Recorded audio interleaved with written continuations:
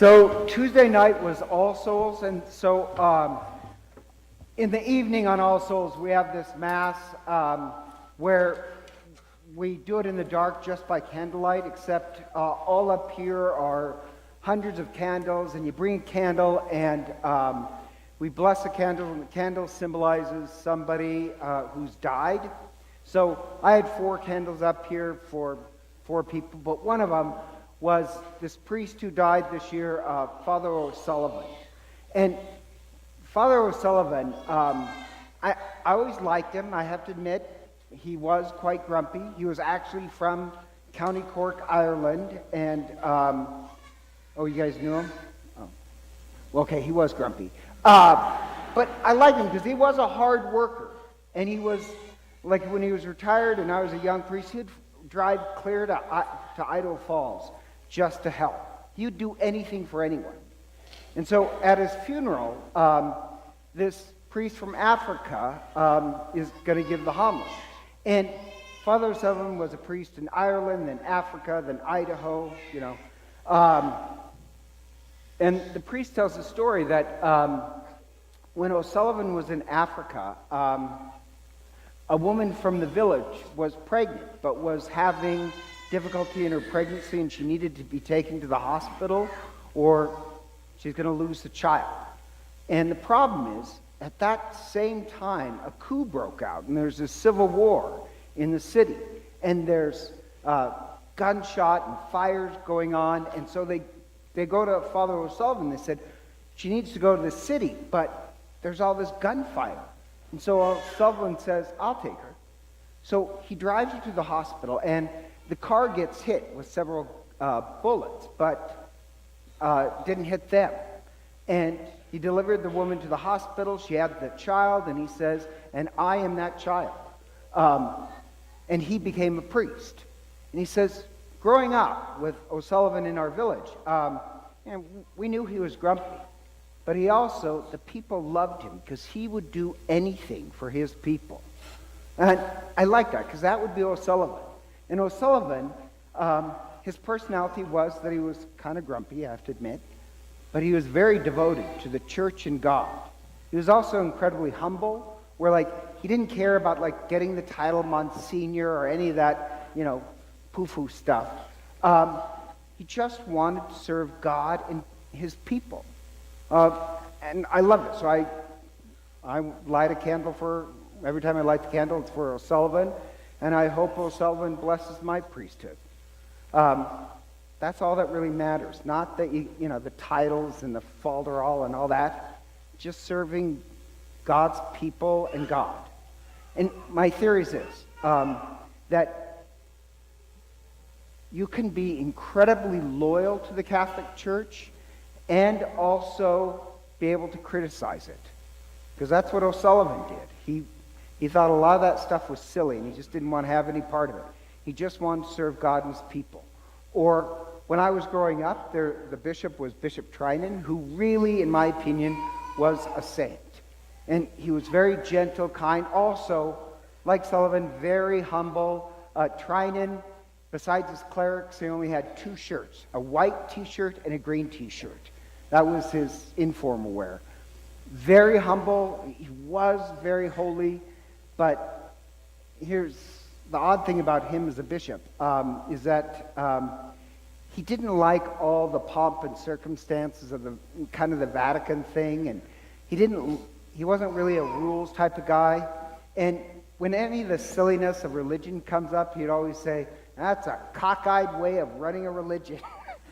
So he just didn't want any part of it. And think about this. He was a bishop. He could be very loyal to the church and also be critical of it, saying he just doesn't want to participate in any of that cockeyed stuff. You can do the same things. And the immunity from getting taken over kind of with this fake religiosity is just to practice humility. I see that in Trinan, I see that in O'Sullivan, and that's the point of today's gospel, is that be humble and be critical of religion, because we have a role in the world. And the odd part is that this is part of our history. The prophets, when the prophets came up, the prophets criticized religious leaders. If there's corruption, you're supposed to name it, and they did. And the first reading, that is a powerful reading. It's from the prophet Malachi, and he's the very last book in the Bible, the last prophet. And it's pretty powerful stuff, where Malachi, well, God says in Malachi, the religious leaders have become corrupt. They're all corrupt. So it ends with Malachi saying, so I guess I'll have to come down and do it myself. And that's what God says. And then right after that, you start with the infancy narratives of the birth of Christ. That, yes, religion is corrupt, and so I'm going to come down and do it myself. But that's part of the line of the prophets, that you should be able to think critically about religion. And even Jesus, he is the Messiah, but he's from the line of the prophets. And so today, he criticizes religion. And there's a Latin saying I like. In English, it's this. Corruption of the best is the worst. And what means that this? The best things in life, like a mother's love, you should just be able to feel your mother's love. And if that becomes corrupt, if your mother just uses or misuses you, that's the worst. Or the best in life is supposed to be religion, that's supposed to make us love each other. And if that gets corrupt, that's the worst. And so Jesus offers his criticism. And his criticism is, to understand his criticism, you have to remember what he said last week. Where last week he said, what his commandment is this: to love God with all your heart, mind, and strength, and your neighbor as yourself. He says, that's the burden I want to put on people, is that they have to love with all their mind, heart, and strength. And then he says, the religious, the Pharisees and the priests, the burden they want to put on people, they bind up heavy burdens of all these made-up rules and regulations that have nothing to do with God. They put it on people's backs, and then they refuse to offer a finger to help lift the weight of the stuff they created on people's backs. God only wants one thing that we have to carry, or Christ, and that is to love with all our heart, mind, and strength. And the religious leaders, they had become corrupt. They make up all these rules and regulations. And, you find it all the time in religion. I hate to say it, you do. Where religion sometimes gets caught up with these made-up rules. Like this one woman last night was telling me that when she was growing up, I think it was in the Dakotas, when she was growing up, the priest wouldn't allow the Ave Maria sung because I didn't know that Schubert was divorced. And so if the choir would start to sing Ave Maria, he would turn his back. Like, why would you be a horse's rear end? Why? What is that? Or, I know this priest who refused to baptize a child because the mother was divorced. You're the backside of a horse. You're misusing religion just to heap these huge burdens on other people and don't do anything to lift it. That is not teaching people to love with all their heart, mind, and soul. And Jesus says, what do they love? You're supposed to love God and other people, but what do they love? They love to widen their phylacteries. They love to have these long tassels on their prayer shawls. Now, Jesus is not against tassels or phylacteries, not against robes or any of that stuff. He's not against religion. He loves religion. He's against its misuse and corruption. He's not against tassels. Jesus had tassels. If you remember the widow woman who needs healing touches his tassels, it's not about tassels, even though I have to tell you, the deacon, if you notice his stole, huge tassels on the bottom of it. But Jesus is not against tassels. He's against using religion just because your love is so that you get attention. The purpose of religion is so that you fall in love with God and other people. Or when he says about titles, call nobody teacher, call nobody father. it kind of drives me up the wall because sometimes you have, it happens once a year. Somebody says, see, that's what's wrong with you Catholics. You call your priest father. But that's what we've done since the time of the apostles. You called bishops and priests and the apostles father. Paul writes that he's their spiritual father. That's an ancient custom. It's not about tassels. It's not about the title father or calling somebody teacher or dad. It's the misuse of your role in the community as teacher or father, where it's all about you gaining power and notice. Does that make sense? So he's not against religion. Religion is one of the best things in life. He's against people who misuse it. Here's the odd part. In our tradition, yes, you are supposed to be critical of your religious leaders. As I said, this is a really rare thing. In the world religions, we're the only branch that really does that. We want people to think critically. So Jesus says, the scribes and the Pharisees, they do sit on the seat of Moses. Now what that means is this. In every synagogue and Catholic church, there's a presider's chair. In a synagogue, they would call that the chair of Moses. And it symbolizes the role of teaching.